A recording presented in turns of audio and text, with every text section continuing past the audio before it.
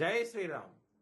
2022 నుంచి 2026 జూన్ వరకు మొత్తం 21 ప్రెడిక్షన్స్ అనేవి ప్రూవ్ అయ్యాయి. అవన్నీ కింద డిస్క్రిప్షన్లో ఇవ్వడం జరుగుతోంది. ఏ యూట్యూబ్ ఛానల్లోనూ ఇన్ని ప్రెడిక్షన్స్ అనేవి ప్రూవ్ అయినవి ఏ ఛానల్ లేదు.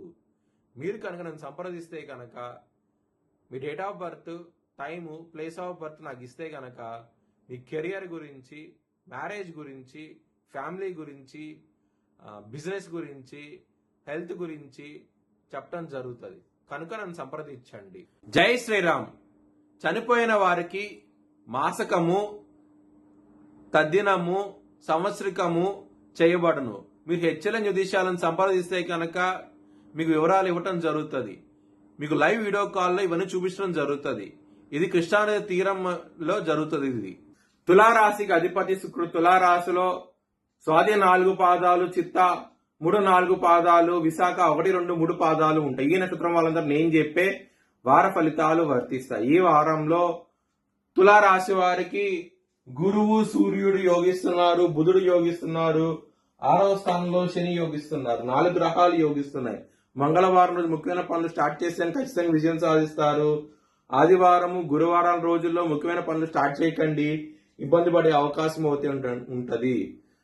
దుర్గాదేవిని ఆరాధించండి, చాలా మంచి ఫలితాలు ఉంటాయి. లగ్నాధిపతి శుక్రుడు నీచంలో ఉన్నారు. బొబ్బర్లు దానం చేయని బ్రాహ్మణుడికి మంచి ఫలితాలు అవుతే ఉంటాయి.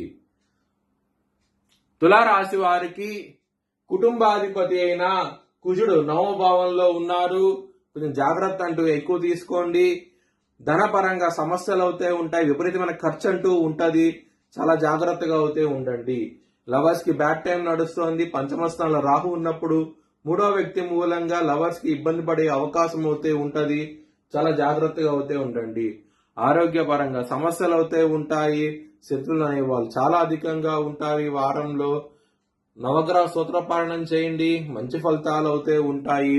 శత్రువుల నుంచి విజయం సాధించే అవకాశం అయితే ఎక్కువగా ఉంటది. బిజినెస్ పరంగా పెట్టుబడి ఎక్కువ పెట్టండి.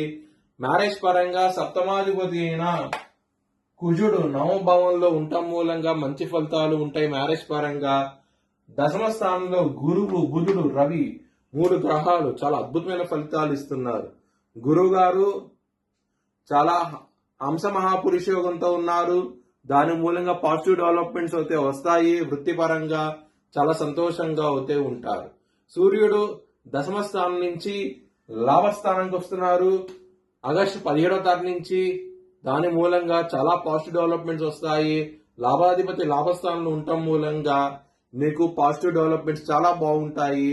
చాలా ఆనందంగా అవుతే ఉంటారు. ముఖ్యంగా ధనపరంగా పాజిటివ్ గా ఉంటది.